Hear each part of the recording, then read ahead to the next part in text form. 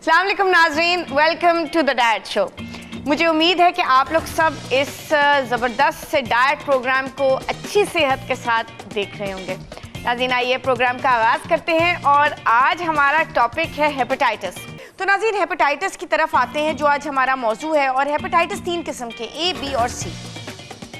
अच्छा, जो सी है ना, उसकी कोई वैक्सीन नहीं है, तो उसको सिर्फ आपको कॉशन, आपको प्रिवेंटिव मेजर्स लेने होते हैं कि भाई सी से हम बच सकें। लेकिन ए और बी जो है, जो बहुत ज़्यादा पाकिस्तान में और दुनिया भर में बहुत ज़्यादा कॉमन है, यानी कि बहुत ज़्यादा होता है लोगों को, और बड़ा और बेसिकली ये जिगर का मर्ज़ है। और ये बहुत से लोगों को पता ही नहीं चलता कि उनको हेपेटाइटिस है, या ए है या बी है या सी है। सी वैसे ज़रा ज़्यादा ख़तरनाक होता है, लेकिन बी भी अगर अनडिटेक्टेड, यानी कि अगर उसका पता ना चले, तो ए एंड बी भी ख़तरनाक हो सकते हैं। तो इसीलिए नाज़रीन, ए और बी जो है वो बहुत आप उसको बचा सकते हैं। कैसे? आप वैक्सीन ले सकते हैं, और वैक्सीन आप बिल्कुल बच्चों को दे सकते हैं जब वो पैदा होते हैं, और उसमें 12 से 23 महीने तक के बच्चे को आप अपने पीडियाट्रिशियन, जो बच्चे का डॉक्टर है, उससे ज़रूर बात करें। जब बच्चा 12 महीने का हो जाए, यानी कि 1 साल का, तो वो 23 महीने तक, यानी कि 2 साल के होने से 1 महीने पहले तक वो ये ए और बी की वैक्सीन ले सकता है, और वो इंशाल्लाह ताला ए और बी से बच सकता है। दूसरी बात ये है कि सी की वैक्सीन नहीं होती, और सी, हेपेटाइटिस सी सिर्फ ब्लड ट्रांसफ्यूजन से होता है। यानी कि जब आप ब्लड नीडल के ज़रिए किसी का ब्लड लें, या वो उन्होंने पुरानी नीडल इस्तेमाल की हो, तो हमेशा ये याद रखें, कभी भी आप कहीं भी जाएं, कंपाउंडर के पास जाएं, टीका लगवाने जाएं, तो सबसे पहले चेक करें कि जी वो आप जो सुई, जो सिरिंज इस्तेमाल कर रहे हैं, वो लिफाफे से निकलनी चाहिए। उसी वक्त सील, वो आपके सामने सील तोड़ें। हमेशा याद रखें कि आपका ये हक है कि आप अपने कंपाउंडर से जो टीका लगा रहे हैं या डॉक्टर, उनसे बिल्कुल पूछें कि जी आप जो नीडल इस्तेमाल कर रहे हैं वो मुझे दिखाएं। वो बिल्कुल सील्ड होनी चाहिए, और उसका सील आपके सामने डॉक्टर को तोड़ना पड़ेगा, तभी आप हेपेटाइटिस ए और बी और तीनों हेपेटाइटिस से वैसे बच सकते हैं। लेकिन सी जो है वो सिर्फ ब्लड ट्रांसफ्यूजन से होता है। तो इसीलिए जब आप ब्लड लें तो चेक करें कि आप सील जो है वो आपके सामने खोली जाए। तो एक चीज़ ये बहुत ज़्यादा ज़रूरी है, क्योंकि सी, हेपेटाइटिस सी बहुत ख़तरनाक है, और इससे बहुत ज़्यादा अमवात भी होती हैं। और इससे बचने के लिए आपको अपनी नीडल जो है उससे बचना है। और इनफैक्ट ए और बी में भी आप जब भी सिरिंज का इस्तेमाल करें, आप कोई भी इंजेक्शन लें, चाहे वो बच्चा ही हो क्यों ना हो, आप देखें कि आपके सामने रैपर खोला जा रहा है। तो नाज़रीन, ये कुछ चीज़ें हैं जो हेपेटाइटिस में आपको इनका ख्याल करना होगा। और दूसरी बात यह है कि ये हेपेटाइटिस यरकान की तरह जिगर का डिजीज़ है, यानी कि लिवर डिजीज़ है। तो ये, अगर आपको पता है कि लिवर अगर हमारा सही तरह काम नहीं करता, तो हमारी पूरी बॉडी सही तरह फंक्शन नहीं कर सकती। हमारा जिगर ही है जो हर चीज़ ब्रेकअप करता है हमारी बॉडी में।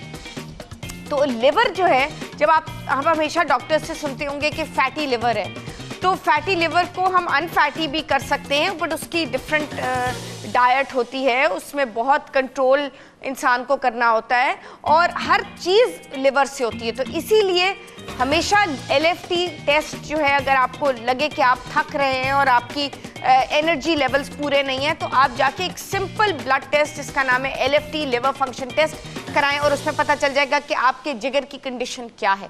और उसमें हेपेटाइटिस में भी सबसे पहले डॉक्टर्स ये टेस्ट ज़रूर करवाते हैं, जिसको LFT कहा जाता है। और LFT अगर आप हर साल भी करा लें तो बहुत अच्छी बात है। आप अपने जिगर का जितना ज़्यादा ख्याल करेंगे, उतना आपके लिए और आपकी सेहत के लिए बिल्कुल बहुत अच्छा होगा। क्योंकि लिवर हमारा अगर काम सही तरह नहीं कर रहा, तो हमारा कोई ऑर्गन सही तरीके से काम नहीं करेगा। तो इसीलिए अपने जिगर का ख्याल करें, अच्छी डाइट लें, ज़्यादा मिर्चें ना खाएं, ज़्यादा लेट खाना ना खाएं, ज़्यादा मुरगन खाना ना खाएं। बात वही आ जाती है डाइट के ऊपर। देखें, हर चीज़ जो है वो आपकी डाइट से रिलेटेड है। चाहे कोई भी बीमारी हो, आपका खाना अच्छा नहीं होगा, आपकी ग़िज़ा तरोताज़ा नहीं होगी, तो फ़र्क किसको पड़ेगा? आपको, क्योंकि वो इवेंचुअली अभी तो नहीं, लेकिन अगर आप अरसा बरसा ये करते जाएंगे तो कभी ना कभी जाके तो वो आपके किसी भी ऑर्गन को इफेक्ट तो करेगा ना। तो इसीलिए हम जैसे न्यूट्रिशनिस्ट, डाइटिशियंस आपको यही सलाह भी देते हैं, मशवरा भी देते हैं, गाइड भी करते हैं, रिक्वेस्ट भी करते हैं कि प्लीज़ हर चीज़ खाएं, कोई बात नहीं। अपने आप को मैं इस चीज़ में बिलीव नहीं करती कि आप अपने आप को हर चीज़ से महरूम कर दें, सब कुछ बंद कर दें और उबलावा खाना खाएं। और पहले ज़माने में तो ये सोचा था कि डाइट पे जाना जो है वो एक अजाब है, क्योंकि उबलावा खाना डाइटिशियंस देते हैं। लेकिन अब वो देखें, टेक्नोलॉजी और इतनी रिसर्च हेल्थ फूड में की गई है कि अब हम लोग बिल्कुल कोई ऐसा उबलावा खाना नहीं देते, बल्कि हम वही खाना के देते हैं आपको जो आप ऑलरेडी खा रहे होते हैं। सिर्फ उसकी क्वांटिटी और उसका थोड़ा सा, उसका जो तरीक़ेकार, आपका जो थोड़ा लाइफस्टाइल है, आपके जो थोड़े टाइमिंग्स हैं, आपको थोड़ा सा खाने का तरीका, हम उसमें आपको गाइडेंस देते हैं। उसमें आप जब थोड़ी सी चेंज लेके आते हैं तो ओवर टाइम वो चेंज जो है आपके ऊपर नज़र आने लग जाती है। आपको पता है कि हमारे जो डिटॉक्स प्रोग्राम्स होते हैं वो इतने ज़बरदस्त होते हैं, 9 दिन के होते हैं, और उसमें एकदम आप तीसरे दिन पे ही लोगों को असर उसका नज़र आना हो जाता है। वज़न एक तो कम हो जाता है, दूसरी बात यह है कि वो फ़ौरन ही आपका चेहरा जो है वो एकदम खिल उठता है। क्यों? क्योंकि डाइट अच्छी जो जा रही होती है। जब आप अपनी बॉडी को अच्छी ग़िज़ा देंगे तो उसका नतीजा नज़र आएगा ना। ऑब्वियसली ऑर्गन्स ठीक तरीके से काम करेंगे, वज़न कम होगा। जब वज़न कम होता है तो आप 90%, उन 90% बीमारियों से बच जाते हैं। तो फ़ायदा आपके सामने नज़र, जो ये आप काम करते हैं ना अपने लिए, उसका ये अल्लाह मियां आपको नतीजा फ़ौरन दे देता है। मतलब रिज़ल्ट बिल्कुल आपके सामने होता है। ये नहीं कि आप मेहनत करते चले जा रहे हैं और कुछ रिज़ल्ट ही नहीं हो रहा, लेकिन आपको एक तरीके के साथ, आपको एक यकीन के साथ, आपको ये चीज़ें जो हैं अपने आप से कहनी होंगी कि हाँ, मुझे ये अपने लिए और अपने बच्चों के लिए और अपनी फैमिली के लिए ये करना होगा। तो जब आप इरादा ही बना लेते हैं तो हमारा माइंड इतना ज़बरदस्त पावरफुल टूल है कि वो हमें हर चीज़ करा देता है। अगर आप इरादा आपका वीक है ना तो फिर आपकी सब चीज़ वीक है। लेकिन अगर आपका इरादा पक्का है ना, और आपको पता है कि आमना आपके साथ है, आपको बिल्कुल इस जर्नी पे, इस जर्नी पे आपके साथ है, और आपका स्टेप बाय स्टेप जो है वो आपका वज़न जो है वो कम हो जाएगा। और एक दफ़ा वज़न जब कम हो जाता है तो फिर तो 90%, 90% सारी मसलों का हल भी हो जाता है। और नाज़रीन, अल्लाह के फजलो करम से इस प्रोग्राम के ज़रिए दुनिया भर से क्लाइंट्स हैं जो मेरे डाइट प्लान्स और हमारे इस प्रोग्राम को देख भी रहे हैं। और नाज़रीन, बात असल में ये है कि सिंपल सा प्रोसीजर है, और मेरा कहना यही है कि मैं आपके साथ हूँ, लेकिन आप मेरे साथ हैं या नहीं, ये है बहुत बड़ा क्वेश्चन। अगर आप मेरे साथ हैं तो इरादा बस कर लें, बाकी मुझे सब संभालने दें। क्योंकि ये जो सिंपल वेट लॉस की जो तरकीब मैं आपको बताती हूँ, ये बहुत सिंपल है, ये बहुत आसानी से की जा सकती हैं, लेकिन इरादा इनमें बहुत ज़्यादा ज़रूरी है। कोई ऐसी चीज़ नहीं है कि जी आप हर चीज़ हमेशा के लिए बंद कर दें, ऐसी चीज़ तो है ही नहीं। और पहली बात तो मैं आपको ये भी बताऊंगी कि जब लोग मेरे पास क्लिनिक में आते हैं वो कहते हैं कि जी हमने ये भी डाइट इस्तेमाल की, ये भी एटकिंस भी की, और ये भी हाई कार्ब्स भी की और लो कार्ब्स भी की, हर किस्म की डाइट, साउथ बीच भी की, मेडिटेरेनियन भी की, मतलब दुनिया जहान की, पेलियो भी की। देखें, यहाँ पे बैठ के बहुत आसानी से मैं कह सकती हूँ कि जी ये अच्छी नहीं है, वो अच्छी नहीं है, ये अच्छी नहीं है, ये मेरा काम नहीं है। देखें, वो डाइट्स निकलती हैं, ये फैट डाइट्स हैं मेरे हिसाब से, यानी कि ये एक वेव चलती है और सब उस वेव के पीछे पीछे चले जाते हैं। वो कईयों को असर करती है, कईयों को नहीं करती। अच्छा, इन टाइप्स की डाइट में मैं आपको मसला बताऊँ क्या होता है। ठीक है, आपका वज़न अगर गिर गया है और गिर जाता है, ठीक है, बहुत सी डाइट्स में, इस तरह की फैट डाइट्स में गिरता भी है, लेकिन जितनी तेज़ी से वापस आता है ना, वो सबसे ज़्यादा स्कैरी पार्ट होता है। उसमें इंसान को डर लगता है, क्योंकि जितना उन्होंने गिराया होता है ना, उससे डबल वापस आ जाता है। तो फिर क्या करे इंसान?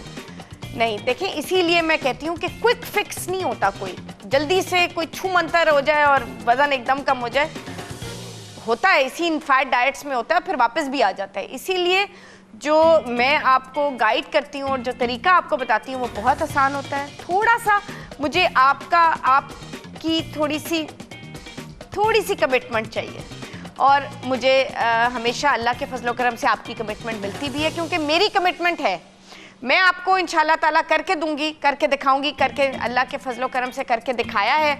बहुत सी लोगों को यहाँ और दुनिया भर में, UAE, Saudi Arabia, Canada, UK, सबको अल्हम्दुलिल्लाह इतना ज़्यादा फ़ायदा हुआ है। आपको भी होगा। इरादा कर लें और मुझसे रब्ता करें, या क्लिनिक में करें या यहाँ पे फ़ोन के ज़रिए करें। टिकर आपकी टीवी स्क्रीन्स पे चल रहा है और इसके ज़रिए फ़ौरन आप देखें। जैसे ही आप मेरे प्रोग्राम पे अमल करेंगे और करते रहेंगे, और आपने हिम्मत नहीं हारनी कि अच्छा अभी तो 6 हफ्ते हो गए तो कुछ नहीं हुआ, इतना होना था, इतना हो गया। ये सब जो है कभी भी प्रोग्राम में मत, अपने डाइट प्रोग्राम में मत करें। बिकॉज हमारा जो ब्रेन है, जो सारी चीज़ कंट्रोल करता है, उसमें क्या होता है कि जब हमारा ब्रेन बहुत पावरफुल ऑर्गन होता है, तो हम अगर अपने आप को नेगेटिव थॉट्स कहते रहेंगे ना कि नहीं नहीं ये तो नहीं हो रहा, ओहो कब होगा, तो वो फिर इंसान, आपको पता भी नहीं चलेगा, लेकिन आप अपने आप को ये नेगेटिविटी देते रहेंगे। जब नेगेटिविटी होगी तो फिर मुश्किल हो जाएगा ना।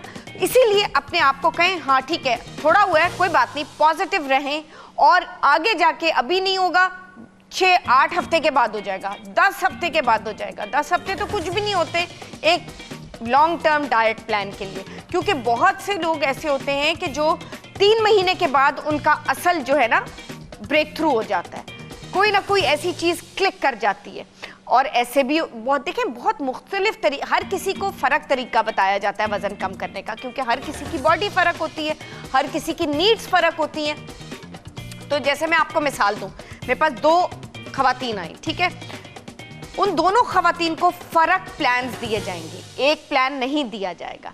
अच्छा, एक अगर ख़वातीन कह रही हैं मुझे कि मेरा 8 हफ्ते से वज़न टस से मस नहीं हुआ, तो पैनिक करने की तो ज़रूरत नहीं है। इसका क्या मतलब है कि कभी नहीं होगा? नहीं, ऑफ कोर्स नॉट। हम दूसरी तरकीब ट्राई करेंगे। उन्हीं ख़वातीन को एक और थोड़ी सी उसमें से हम चेंज करेंगे, चेंजेस लेके आएंगे, और फिर उनको उस रुख पे लेके जाएंगे। तो फिर क्या होता है कि हमारी जो बॉडी है कई दफ़ा एक पैटर्न को एक्सेप्ट नहीं करती, तो दूसरे पैटर्न को कर लेती है एक्सेप्ट। जब वो दूसरे पैटर्न को कर लेती है एक्सेप्ट, तो वज़न तेज़ी से ड्रॉप होना शुरू हो जाता है। इसीलिए हमेशा मैं कहती हूँ कि जो मेरे पास क्लिनिक में आते हैं वो 6 हफ्ते के बाद ज़रूर आएँ, बिकॉज 6 हफ्ते के बाद डाइट प्लान को थोड़ा सा चेंज करना लाजमी है, अदरवाइज ड्रॉप नहीं आएगा वज़न में उसी तेज़ी से जैसे ड्रॉप आना चाहिए।